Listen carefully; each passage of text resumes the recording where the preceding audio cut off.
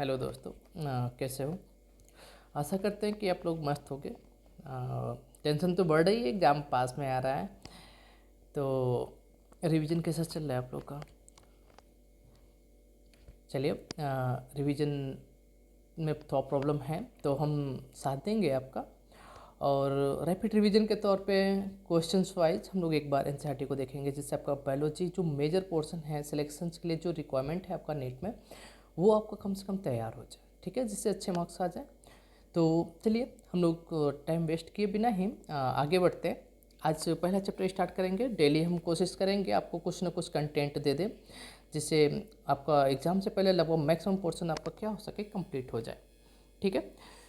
तो आज पहला चैप्टर स्टार्ट करेंगे हम लोग, diversity in the living world, ठीक है। क्लास 11th का फर्स्ट यूनिट का फर्स्ट चैप्टर स्टार्ट करेंगे, ठीक है। Diversity in the living world, सभी चीज़ें पढ़ी हुई है, आपको केवल रिवीजन करना है। तो बस उन्हीं चीज़ों को मैक्सिमम फोकस करना है जहाँ से क्वेश्चंस आते हैं, ठीक है। उन चीज़ों को हम फोकस करते हुए आगे बढ़ेंगे, ठीक है। बायोलॉजी सबको पता ही है, बायोलॉजी क्या है? तो बायो मीन्स लिविंग ऑर्गेनिजम्स, ठीक है। और लोगोस से, लोगी जो है लोगस से बना है, तो लिविंग ऑर्गेनिजम्स का स्टडी क्या कहलाता है? आपका बायोलॉजी कहलाता है, ठीक है। तो बायोलॉजी क्या है? यहाँ पे एक स्टेटमेंट दिया, biology the science of life forms and living process है, ठीक है। डाइवर्सिटी क्या है? तो पृथ्वी पर जितने भी टाइप के ऑर्गेनिजम्स हैं, जितने टाइप के ऑर्गेनिजम्स हैं, लिविंग ऑर्गेनिजम्स हैं, चाहे वो प्लांट हो, ठीक है, एनिमल्स हो, माइक्रोब्स हों, ठीक है। माइक्रोब्स को हम लोग जो अभी स्टडी करेंगे कि बायोडाइवर्सिटी कितनी है, तो उसमें इंक्लूड नहीं करते, लेकिन हम लोग बात करेंगे कि डाइवर्सिटी में तो उनको भी इंक्लूड करना पड़ेगा, लेकिन उनका इतना पॉपुलेशन ज़्यादा है कि उनको स्टडी करना बहुत मुश्किल है। तो 1.7 to 1.8 मिलियन जो बायोडाइवर्सिटी है हमारी, उसमें इंक्लूड नहीं करते माइक्रोब्स को, ठीक है। तो आगे बात करते हैं। तो डाइवर्सिटी क्या है? जितनी भी लिविंग ऑर्गेनिजम्स के टाइप्स और कितने हैं और कितने प्रकार के हैं अर्थ पे, तो उनको हम लोग क्या बोलते हैं? बायोडाइवर्सिटी, ठीक है। चलिए क्वेश्चन एक देखते हैं। एक क्वेश्चन आया था आपके नीट में कि the Darwin of 20th century, तो डार्विन ऑफ 20th सेंचुरी कौन है, किसको बोला जाता है, ठीक है। तो देखिए, एक साइंटिस्ट थे यहाँ पे, अर्नस्ट मेयर करके, आपके एनसीईआरटी में है अर्नस्ट मेयर, ये साइंटिस्ट हैं जिनको हम क्या बोलते हैं? The Darwin of the 20th century, ठीक है। और उनको तीन क्या किया था प्राइज दिया गया था, जिसको हम लोग ट्रिपल क्राउन के नाम से जानते हैं, ट्रिपल क्राउन। और ट्रिपल क्राउन में कौन कौन था? तो Balzan prize, international prize and Crafoord prize. तो याद रखेंगे BIC, ठीक है। बाल्जन प्राइज कितने में? 1983 में, तो 83। फिर इंटरनेशनल कब मिला था? 94 में, एक सीक्वेंस में BIC, ठीक है। और इंटरनेशनल के बाद से आपका क्रेफोर्ड जो प्राइस मिला था आप किसमें? 99 में। तो BIC सीक्वेंस याद करेंगे, 83, 94 और 99, ठीक है। नेक्स्ट चलिए, जहाँ से क्वेश्चंस आएंगे, ये सारी चीज़ें क्या है कि अपनी दुनिया को देखेंगे सभी, तो बहुत ही वंडरफुल लगे कि ठीक है, बहुत सारे प्लांट्स एनिमल्स हैं, बहुत पॉपुलेशंस हैं, वहाँ से नहीं देखना है, व्हाट इज़ लिविंग, ठीक है। तो लिविंग ऑर्गेनिजम्स और नॉन लिविंग थिंग्स में क्या डिफरेंसेस है, ठीक है। कैसे हम बोलेंगे कि लिविंग है, कैसे बोलेंगे कि ये नॉन लिविंग है, ठीक है। तो कोई ना कुछ प्रॉपर्टी होती है, ठीक है। अब जैसे बोलते हैं ना, तुम बहुत मस्त इंसान हो यार, और ये क्या है, बहुत बोरिंग है। तो बोरिंग की भी तो कुछ प्रॉपर्टी होगी, और मस्त की भी कुछ प्रॉपर्टी होती है। तो वैसे ही क्या है, लिविंग ऑर्गेनिजम्स में भी क्या है, कुछ प्रॉपर्टी होती है, और नॉन लिविंग ऑर्गेनिजम्स में भी कुछ प्रॉपर्टी होती है। नॉन लिविंग बींग्स, ठीक है, नॉन लिविंग थिंग्स, ठीक है, ऑर्गेनिजम्स नहीं होगा। नॉन लिविंग तो क्या होगा? ऑर्गेनिजम्स नहीं होगा, क्योंकि उसमें सेल नहीं है, ठीक है। तो नॉन लिविंग थिंग्स और लिविंग बींग्स, लिविंग ऑर्गेनिजम्स में कुछ डिफरेंसेस होंगे। तो जिनमें कुछ प्रॉपर्टी होगी, ठीक है, वो कौन कौन सी प्रॉपर्टी होगी कि हम उसको बोलेंगे कि ये लिविंग है, और वो प्रॉपर्टी नहीं होगी कि हम उसको बोलेंगे कि ये नॉन लिविंग थिंग्स है, ठीक है, या नॉन लिविंग है, ठीक है। तो चलिए देखते हैं क्या क्या प्रॉपर्टी होनी चाहिए। तो लिविंग ऑर्गेनिजम्स में कुछ लिविंग ऑर्गेनिजम्स के कुछ फीचर्स होने चाहिए। यहाँ पे एनसीईआरटी में दिया हुआ, बहुत ध्यान से देखना है। एनसीईआरटी से ही क्वेश्चन हैं आपके, एनसीईआरटी से ही क्वेश्चंस आने हैं, तो एनसीईआरटी को अच्छे से समझना है और अच्छे से पढ़ना है। ठीक है, देखिए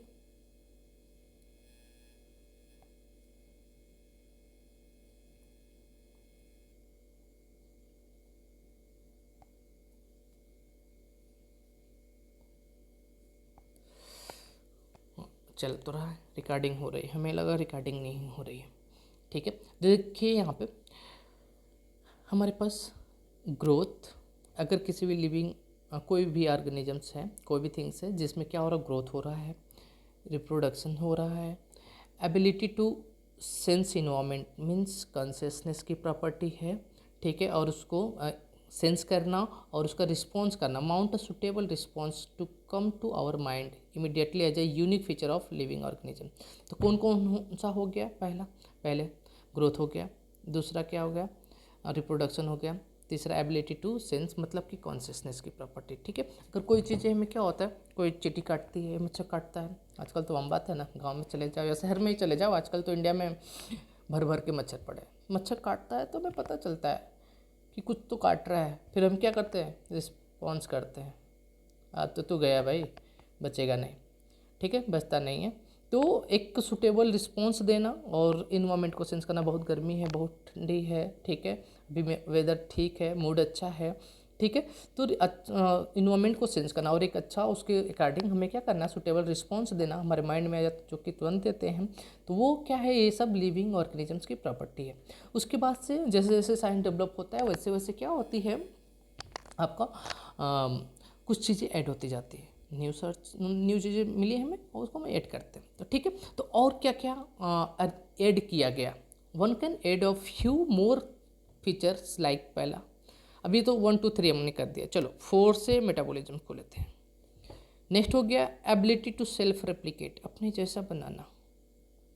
ठीक है, पांचवा प्रॉपर्टी कर लिया। सेल्फ ऑर्गेनाइज, छठा प्रॉपर्टी। इंटरेक्ट एंड इमर्ज, ठीक है, 7 प्रॉपर्टी। तो ये क्या हो गया, लिविंग ऑर्गेनिजम्स के कौन कितने प्रॉपर्टी हो गए, 7। कौन कौन सा, ग्रोथ हो गया, रिप्रोडक्शन हो गया, एबिलिटी टू सेंस इन्वायरमेंट्स हो गया, ठीक है, उसके अकॉर्डिंग सुटेबल रिस्पॉन्स देना, फिर मेटाबॉलिज्म्स हो गया, एबिलिटी टू सेल्फ रेप्लिकेट हो गया, ठीक है, उसके बाद से सेल्फ ऑर्गेनाइजेशन एंड इंटरेक्शंस, ठीक है, एंड इमरजेंस। तो ये हमारा क्या हो गया, 7 प्रॉपर्टी हो गया। अगर किसी भी ऑर्गेनिज्म, किसी भी थिंग्स में अगर ये प्रॉपर्टी है तो उसको हम क्या बोलेंगे, लिविंग थिंग्स, ठीक है, लिविंग ऑर्गेनिज्म से बोलेंगे। अब देखिए एक स्टेटमेंट है आपका, ऑल लिविंग ऑर्गेनिजम्स ग्रो। ठीक है, जितने भी लिविंग ऑर्गेनिजम्स होते हैं उनमें ग्रोथ होती है। अब ग्रोथ का क्या फीचर है, ग्रोथ क्या है, तो increase in number and increase in mass. अगर यह क्या हो तो मास में इंक्रीज हो रहा या नंबर इंक्रीज हो रहा हो, ठीक है, तो इसको हम लोग क्या बोलेंगे कि इसमें किसी भी ऑर्गेनिज्म में ग्रोथ हो रहा है। अगर एक है, हम दो, हमारे दो, ठीक है, पहले 2 थे, 2 से 4 हो गए, ठीक है, तो वहाँ पे नंबर क्या हो गया, बढ़ गया, ठीक, तो क्या हुआ, पॉपुलेशन में ग्रोथ हुआ, ठीक है, और नंबर हो गया, बढ़ गया, मास में, साइज में अगर हम लोग कहेंगे कि 5 किलो का था अभी 10 किलो का है, ठीक है, तो किसी भी ऑर्गेनिजम्स में अगर ग्रोथ हो रहा है और इंक्रीज हो रही है, नंबर में इंक्रीज हो रहा है, मास में, तो उसको हम लोग क्या बोलेंगे कि ग्रोथ हो रहा है। ठीक है, तो पूछा जाता है कि what are the twin characteristics of growth. तो increase in mass and increase in number of individuals are the twin characteristics of growth. ये नीट में आपको क्वेश्चन यहाँ से आ चुका है, what are the twin characteristics of growth, तो increase in mass and increase in number. ठीक है, जितने भी मल्टी सेलुलर ऑर्गेनिज्म हैं, ठीक है, मल्टी सेलुलर ऑर्गेनिजम्स, इन 2 टाइप के हम बात करेंगे, यूनिसेलुलर ऑर्गेनिज्म जिनकी बॉडी क्या हो, एक ही सेल की बनी हुई होती है, और मल्टी सेलुलर ऑर्गेनिज्म जिनकी बॉडी क्या है, एक से ज़्यादा सेल से मिलकर के बनी होती है। ठीक है, तो उनमें जो आपका ग्रोथ होता है वो सेल डिवीजन के थ्रू होता है। जो प्लांट्स हैं, अगर चलते प्लांट्स में जो ग्रोथ होता है वो भी क्या होता है, सेल डिवीजन के थ्रू होता है। ग्रोथ के पैटर्न में डिफरेंसेज हैं, प्लांट के और एनिमल के ग्रोथ पैटर्न में क्या है, डिफरेंस है। प्लांट में जो ग्रोथ होता है वो लाइफ टाइम तक चलती रहती है, क्योंकि उसमें सेल डिवीजन के थ्रू ग्रोथ हो रहा है, तो सेल डिवीजन उनमें, उनके बॉडी में क्या होते हैं, उनमें स्पेशल जगह होता है, मेस्टमेटिक टिश्यू होते हैं जो कि लाइफ टाइम क्या करते हैं, डिवाइड करते रहते हैं और प्लांट्स का ग्रोथ होता रहता है। लेकिन एनिमल सेल के लिए बात करेंगे तो एनिमल में क्या होता है, एक पर्टिकुलर स्टेज तक ही ग्रोथ होता है, ठीक है। तो यहाँ पे आप देखिए growth by the in plants, इस पॉइंट को देखिए, in plants this growth by the cell division occur continuously throughout their life span.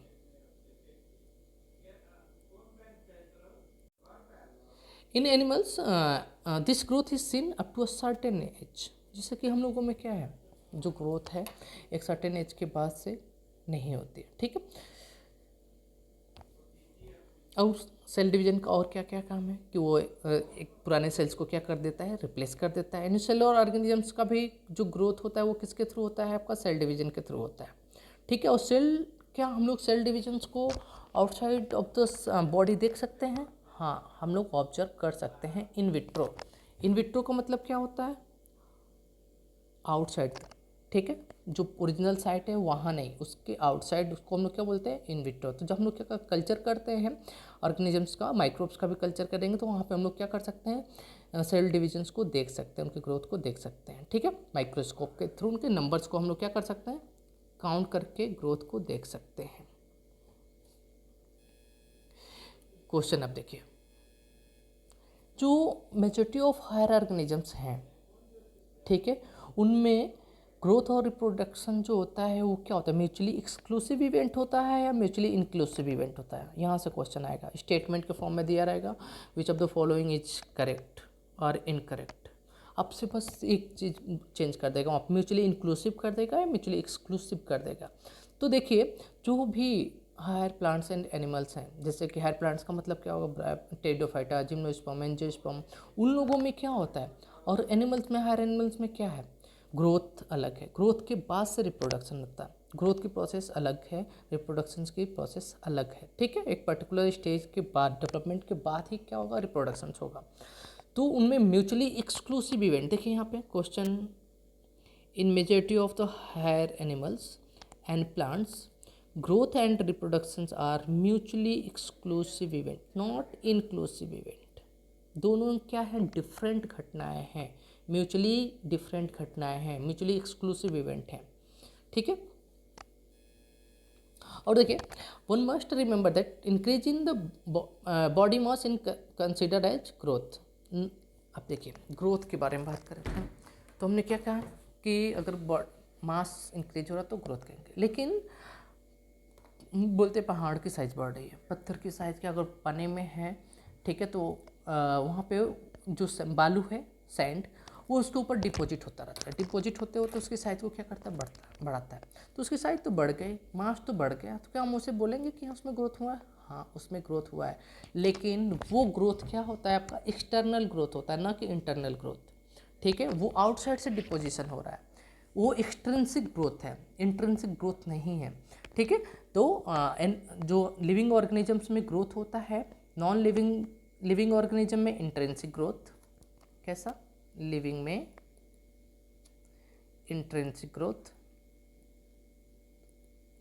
होता है, और नॉन लिविंग में एक्सट्रिंसिक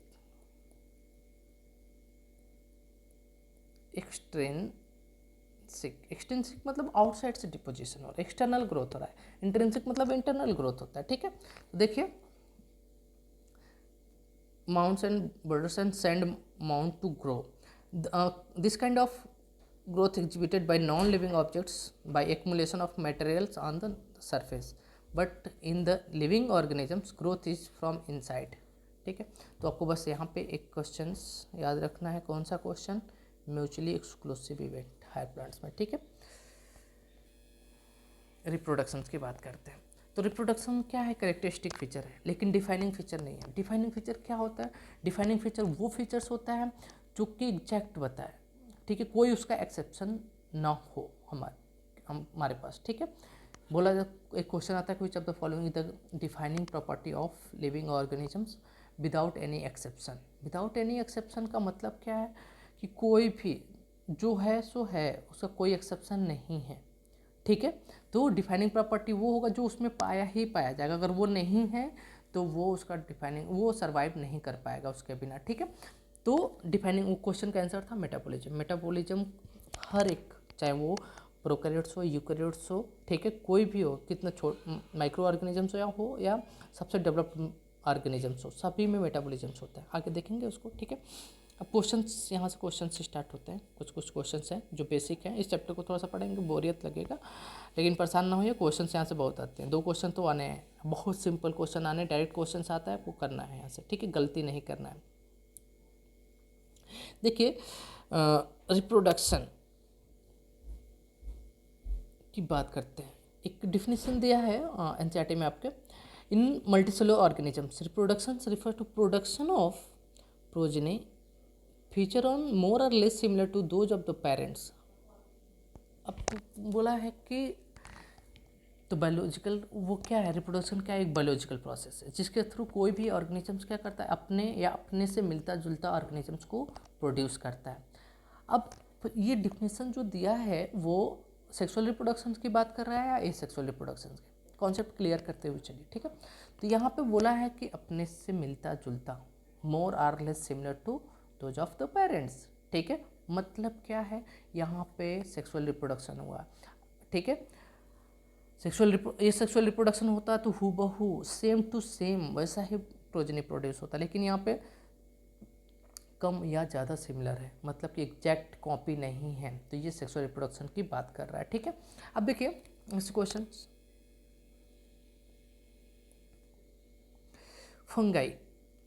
फंगाई मल्टीप्लाई करता है और स्प्रेड करता है easily through the million of spores. Asexual spores होते हैं उनमें, जिनके थ्रू फंगाई क्या करता है, ग्रो करता है। उसके साथ साथ फिलामेंट उनमें क्या होता है, आपका फ्रेगमेंटेशन के थ्रू भी होता है। तो आगे चलिए देखते हैं। तो ये क्वेश्चन हो गया फंगाई कैसे मल्टीप्लाई करेगा। आगे हम लोग जब क्लासिफिकेशन पढ़ेंगे फंगाई को अलग से पढ़ेंगे तो उसमें डिटेल में पढ़ेंगे, ठीक है। तो फंगाई का multiplication million of asexual spores के थ्रू होता है। आगे क्या है, जो ईस्ट और हाइड्रा है, क्वेश्चन पूछा हुआ ईस्ट एंड हाइड्रा में रिप्रोडक्शन किसके, ये लोअर ऑर्गेनिजम्स हैं, ठीक है। ये क्या है आपका फंगाई है, हाइड्रा एनिमल है, ठीक है। तो इनमें किसके थ्रू, बटिंग के थ्रू आपका रिप्रोडक्शन होता है, ठीक है। चलिए देखते हैं इसमें ईस्ट एंड हाइड्रा, इनमें किसके थ्रू होता है, बडिंग के थ्रू। एक ऑर्गेनिज्म से एक फ्लैट वॉर्म है प्लेनेरिया, प्लेनेरिया में true regeneration, high regeneration capacity होती है। रीजनरेशन क्या है, रीजनरेशन, री मतलब कि अगेन, जनरेशन मतलब फिर से बना देना, ठीक है। रीजनरेशन का मतलब फिर से बना देना। अगर कोई बॉडी पार्ट टूट गया, मान लो ये है, ये प्लेनेरिया, अगर इसका एक पार्ट टूट गया, टूट करके ये पार्ट है, ये पार्ट टूटा और फिर से एक नया प्लेनेरिया बना दिया, तो उसको हम लोग क्या बोलेंगे, रीजनरेशन। तो प्लेनेरिया में क्या होता है, रीजनरेशन की कैपेसिटी बहुत ज़्यादा होती है, तो उस पर इनमें क्या होता है, इनके थ्रू रिप्रोडक्शन होता है, ठीक है। देखिए that is fragmented organisms regenerate the lost part of its body and become a new organism. थोड़ा सा पार्ट टूटा, ठीक है, टूट करके वो क्या करेगा, फिर से एक नया ऑर्गेनिज्म को फॉर्मेशन कर देगा।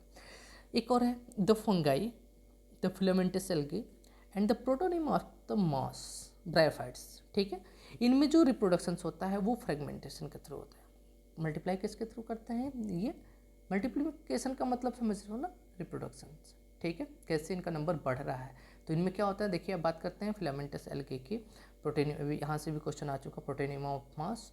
और आपका जो फंगाई है उनमें फ्रेगमेंटेशन के थ्रू क्या होता है, आपका मल्टीप्लिकेशन होता है। अब एक स्टेटमेंट है यहाँ पे, ये बहुत इंपॉर्टेंट है, यहाँ से यहाँ तक जो भी है, यहाँ से क्वेश्चन आते ही आते हैं क्वेश्चन, ठीक है। तो देखो एक स्टेटमेंट है कि reproduction is synonymous with growth. किस में होगा, जो रिप्रोडक्शन है वो सिनोनिमस होता है ग्रोथ के, किस में, यूनिसेलुलर ऑर्गेनिजम्स में या मल्टीसेलुलर ऑर्गेनिजम्स में। इसका मतलब क्या है, रिप्रोडक्शन सिनोनिमस विद ग्रोथ, कि ग्रोथ और रिप्रोडक्शन को हम आइडेंटिफाई नहीं कर पा रहे, सेपरेट नहीं कर पा रहे, ठीक है। इसका मतलब क्या है कि हम लोग ये नहीं बोल पा रहे हैं कि ये ग्रोथ है या रिप्रोडक्शन है, क्योंकि अभी हमने ग्रोथ का क्या डिफिनेशन पढ़ा कि increase in mass and increase in number. तो जो यूनिसेलुलर ऑर्गेनिजम्स हैं, एक सेल से 2 सेल में डिवाइड होगा, उनमें सेल डिवीजन होगा तो एक सेल से 2 सेल बनेगा। जब एक सेल से 2 सेल बन गया तो क्या होगा, वो उसको हम लोग क्या बोलेंगे, नंबर तो बढ़ गया, उसको ग्रोथ बोलेंगे या रिप्रोडक्शन बोलेंगे, ठीक है। तो प्रोजनी, अपने जैसा प्रोजनी का फॉर्मेशन करना क्या है, अपने जैसा या अपने से मिलता जुलता प्रोजनी का फॉर्मेशन करना, बनाना, ठीक है, वो क्या है, रिप्रोडक्शन है। तो अभी यहाँ पे क्या बोलेंगे हम लोग, रिप्रोडक्शन बोले या ग्रोथ बोले, बताओ। ठीक है, तो इसलिए यहाँ पे हम लोग बात करते हैं कि रिप्रोडक्शन जो है सिनोनिमस है, सेम लगभग क्या है, सिनोनिमस है, वही स्टेटमेंट वही वर्ड है, ग्रोथ बोलो या यहाँ पे रिप्रोडक्शन बोलो। ये किसके लिए, यूनिसेलुलर ऑर्गेनिजम्स के लिए। लाइक अगर हम लोग यूनिसेलुलर एल्गी की बात करें या अमीबा के लिए बात करें, ठीक है, या बैक्टीरिया की बात करें, तो इनके लिए ग्रोथ और रिप्रोडक्शन आपका क्या है, सिनोनिमस है। याद रखना इसको, reproduction is synonymous, that is increase in number of cells. यहाँ पर दिया है when come to unicellular organisms like bacteria, unicellular alga and amoeba, reproduction is synonymous with growth। ठीक है, लेकिन अगर हम लोग बात करेंगे हायर एनिमल के लिए, ठीक है, तो वो क्या हो जाएगा आपका, दोनों ही सेपरेट है। ठीक है, अब बात करो तो आपका जो रिप्रोडक्शन है वो आपका कैरेक्टरिस्टिक फीचर तो है लिविंग ऑर्गेनिजम्स का, लेकिन बहुत सारे ऐसे भी लिविंग ऑर्गेनिजम्स हैं जिनमें क्या होता है, आपका रिप्रोडक्शन नहीं होता। फॉर एग्जांपल अगर हम लोग बात करेंगे किसका, म्यूल की, खच्चर, ठीक है, स्टेराइल वर्कर बी की बात करेंगे। मधुमक्खी में एक स्टेराइल बी होता है जो वर्कर का काम करता है, वो स्टेराइल होता है। ठीक है, मजदूर जो होता है मधुमक्खी के बिरादरी में, वो क्या होता है, स्टेराइल होता है, मतलब कि वो बच्चा पैदा नहीं कर सकता। ठीक है, स्टेराइल ह्यूमन कपल्स। ठीक है, तो अब क्या बोलेंगे कि क्या ये अगर नहीं हो तो ये लिविंग ऑर्गेनिजम्स नहीं है। ये तो फीचर तो है, लेकिन कुछ एक्सेप्शन भी हैं, तो हम इसको डिफाइनिंग फीचर नहीं कर सकते कि अगर रिप्रोडक्शन नहीं है तो वो लिविंग ऑर्गेनिजम्स नहीं है। ठीक है, तो ये कैरेक्टरिस्टिक फीचर है रिप्रोडक्शन, लेकिन ये क्या नहीं है, आपका डिफाइनिंग फीचर नहीं है। ठीक है, तो देखिए कौन कौन ने do not reproduce, mule, sterile worker bee, infantile human couples. ठीक है, देखिए यहाँ पे दिया है reproduction also can not be an all inclusive defining feature of living organism.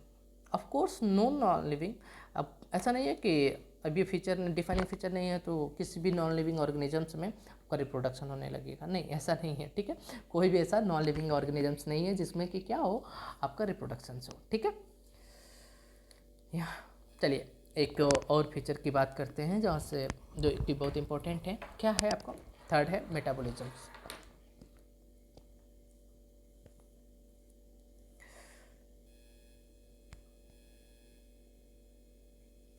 देखिए जितने भी केमिकल रिएक्शंस होते हैं हमारे बॉडी में, ठीक है, उनको क्या बोलते हैं हम लोग, मेटाबॉलिज्म। जितने भी the sum of all the total chemical reactions occur in our body is known as metabolism. ठीक है, चलिए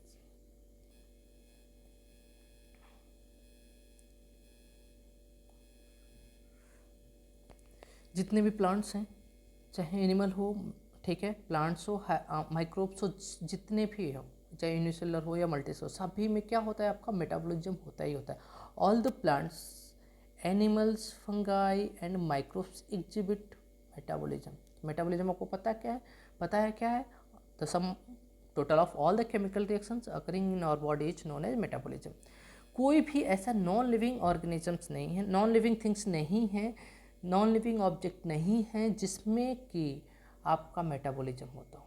ठीक है, तो याद रखिएगा कि जो भी लिविंग ऑर्गेनिजम्स हैं सभी में मेटाबॉलिज्म होता ही होता है, बिना मेटाबॉलिज्म की लाइफ पॉसिबल ही नहीं है। समझ लिए, लाइफ ही क्या है, आपका मेटाबॉलिज्म है, मेटाबॉलिज्म ही आपका क्या है, लाइफ है। ठीक है,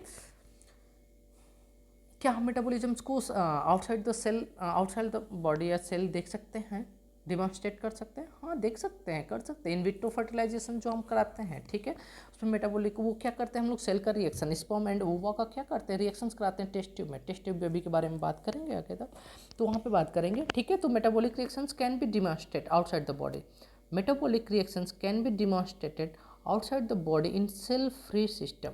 ठीक है, विदाउट सेल्स भी हम लोग मेटाबॉलिक रिएक्शंस को देख सकते हैं। अब जो क्या, अब हम ये जो रिएक्शंस करा रहे हैं, मेटाबॉलिक रिएक्शंस करा रहे हैं सेल फ्री सिस्टम में, वो क्या मेटाबॉलिक रिएक्शन है या वो लिविंग है या नॉन लिविंग है, या मेटाबॉलिक रिएक्शन है? ठीक है, बोलिए। तो याद रखिए कि जो सेल फ्री सिस्टम में आइसोलेटेड मेटाबॉलिक रिएक्शंस कराते हैं बॉडी के बाहर, वो टेस्ट ट्यूब में, वो तो ना तो लिविंग है न तो नॉन लिविंग है, वो क्या है, एक आपका लिविंग रिएक्शन है। चलिए देखते हैं इसको।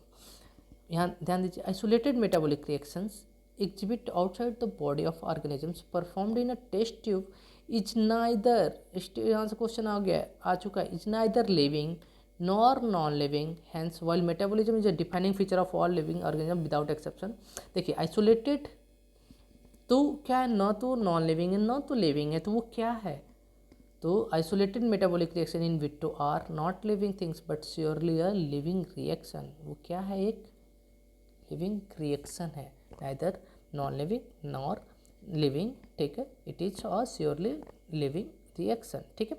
तो सेलुलर ऑर्गेनिज्म अगर सेल है तो मेटाबॉलिज्म होगा तो सेल्स होगा, तो सेलुलर ऑर्गेनाइजेशंस के बारे में बात करें या मेटाबॉलिज्म के बारे में बात करें, ये दोनों क्या है, आपका डिफाइनिंग फीचर है लाइफ फॉर्म का, लिविंग ऑर्गेनिजम्स का, विदाउट एनी एक्सेप्शन, ठीक है।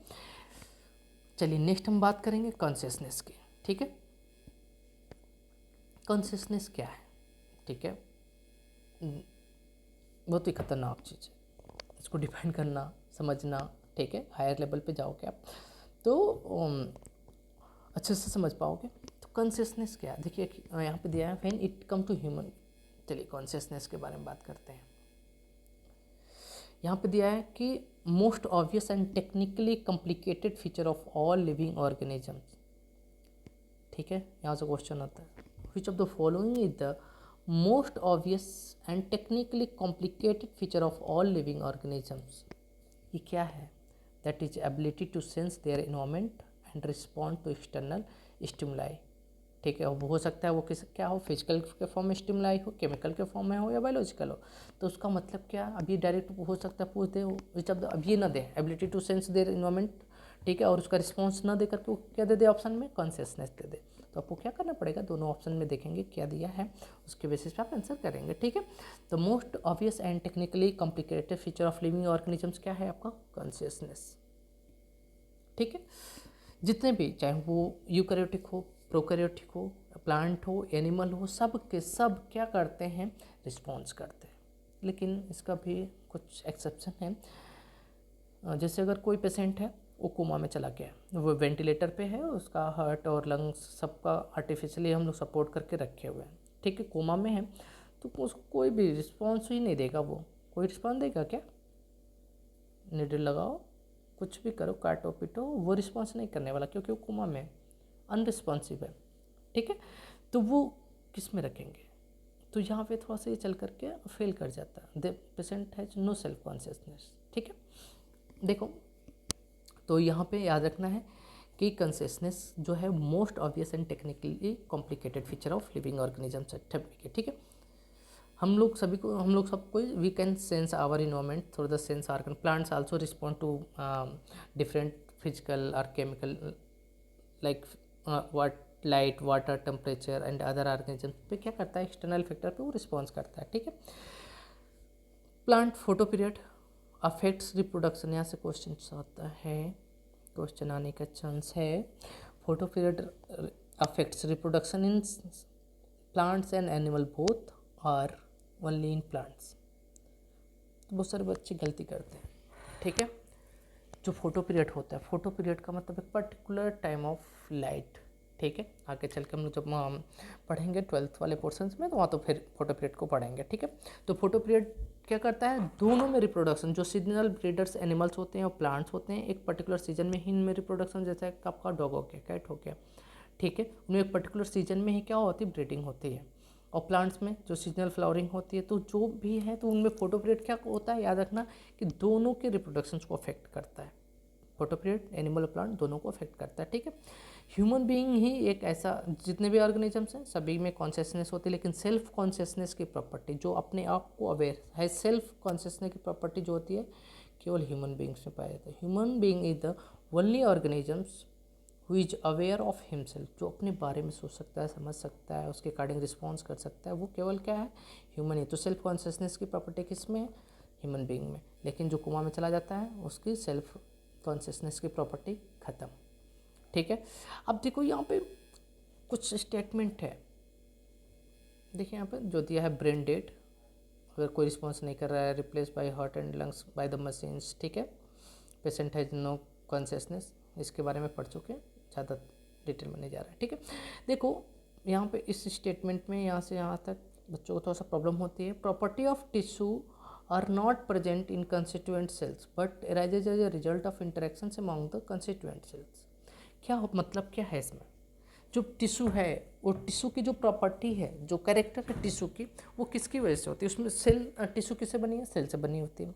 तो जो सेल्स है उसकी वजह से नहीं होती है, जो सेल और सेल के बीच इंटरेक्शंस होता है, जो केमिकल रिएक्शंस होता है, उसके बेसिस पे क्या होती है, उस टिश्यू की प्रॉपर्टी आती है, ठीक है। वैसे ही सेल की क्या होती है, सेल ऑर्गेनेल्स के बीच इंटरेक्शंस की वजह से। वैसे क्या है आपका जो सेल ऑर्गेनेल्स की प्रॉपर्टी है वो किसकी वजह से आती है, मॉलिक्यूलर इंटरेक्शंस की वजह से आती है, ठीक है। तो यहाँ पे देखो property of the tissue are not present in the constituent cell but arise a result of interaction among the constituent cell. एक सेल से दूसरे सेल का इंटरेक्शन कैसे होता है, बहुत सारे सेल्स हैं तो उनमें कैसा इंटरेक्शन, उसके बेसिस पे कोई भी टिश्यू की प्रॉपर्टी डिसाइड होती है, ठीक है, बनती है। वैसे ही सेल के बारे में बात करेंगे। Property of the cellular organelles are not present, ठीक है, इन द मॉलिक्यूलर कंस्टिट्यूएंट। क्या क्या मॉलिक्यूलर, केवल लिपिड है, कार्बोहाइड्रेट, प्रोटीन है, तो उसकी वजह से नहीं, लेकिन लिपिड, प्रोटीन, ठीक है, आपका कार्बोहाइड्रेट में किस तरह से रिएक्शंस हो रहा है, किस तरह से इंटरेक्ट कर रहे हैं, उसके बेसिस पे उस ऑर्गेनेल्स का क्या होता है, प्रॉपर्टी आती है, ठीक है, उनका फंक्शंस डिसाइड होता है, ठीक है। Result organs but arise as a result of interaction among the molecular component comprising the organelles, जो बनाता है इंटरेक्शंस। अब इसी से इंटरेक्शंस क्या है आपका, these interactions result in emergent property at higher level of complexity, ठीक। बायोलॉजी क्या है, story of life on the earth, ठीक है। Biology the story of evolution of living organisms on the earth. Living organisms, जो कि देखिए यहाँ से देखिए एक स्टेटमेंट है दिया कि बायोलॉजी क्या है, बायोलॉजी है आपका story of life on the earth, ठीक है। अब दूसरा स्टेटमेंट में क्या दिया, अगर हम लोग प्रोसेस के बारे में बात करेंगे तो ये स्टोरी है किसका, इवोल्यूशन, कैसे लिविंग ऑर्गेनिजम्स का इवोल्यूशन हुआ, माइक्रो ऑर्गेनिजम्स से इनिशियल ऑर्गेनिजम्स है, इतने हायर और टैलेंटेड ऑर्गेनिजम्स का कैसे डेवलपमेंट हुआ। तो ये स्टोरी है इवोल्यूशन ऑफ लिविंग ऑर्गेनिजम्स का। जितने भी लिविंग ऑर्गेनिजम्स हैं, जो अभी प्रेजेंट हैं या पहले थे या आगे होंगे, वो सभी एक दूसरे से लिंक्ड होंगे, ठीक है, by sharing their common genetic material, DNA, ठीक है। और आरएनए कुछ क्या होते हैं, वायरस में जेनेटिक मटेरियल होता है, ठीक है, मोस्टली डीएनए ही जेनेटिक मटेरियल होता है। तो ठीक है, देखिए यहाँ पे all living organisms present, past and future are linked to one another by a sharing of common genetic material, ठीक है। उनमें वेरिएशन होता गया, डेवलपमेंट होता गया और न्यू ऑर्गेनिजम्स का क्या होता गया, फॉर्मेशन होता गया। तो ये चीज़ें आपको याद रखना है कि सभी एक दूसरे से क्या है, कनेक्टेड है, उनमें किस तरीके से कनेक्टेड है, तो ये सारी चीज़ें देखना है। तो ये हो गया कि लिविंग ऑर्गेनिजम्स के क्या क्या फीचर है, ठीक है। लिविंग ऑर्गेनिजम्स के चलिए देखते हैं 4 कैरेक्टर्स, ग्रोथ, रिप्रोडक्शन, मेटाबॉलिज्म और कॉन्शियसनेस, ठीक है। कौन सा ऐसा फीचर है जो कि आपका डिफाइनिंग फीचर है विदाउट एनी एक्सेप्शन, तो मेटाबॉलिज्म। नेक्स्ट टॉपिक में हम लोग डाइवर्सिटी के बारे में देखते हैं।